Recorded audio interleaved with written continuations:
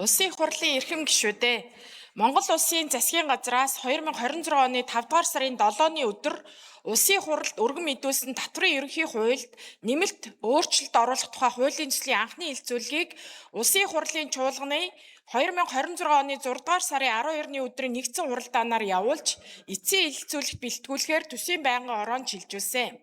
Төсвийн байнгын хороо 2026 оны 6 дугаар сарын 17-ны өдрийн хуралдаанаараа дээрх хуулийн төслийн эцсийн хэлэлцүүлгийг Монгол Улсын их хурлын чуулганы хуралдааны дэгийн тухай хуулийн 42 дугаар зүйл заасны дагуу явууллаа. Хуулийн төслийн эцсийн хэлэлцүүлгийг явуулах үед Улсын их хурлын гишүүдээс асуулт гараагүй болно. Нэгдсэн хуралдаанаар анхны хэлэлцүүлгээр олонхын дэмжлэг авсан саналыг хуулийн төсөлд нэмж тусгасан эцсийн хэлэлцүүлэгт бэлтгэсэн төсөл болон эцсийн хэлэлцүүлэгт бэлтгэсэн тухай танилцуулгыг бэлтгэн та бүхэнд хүргүүлсэн болно.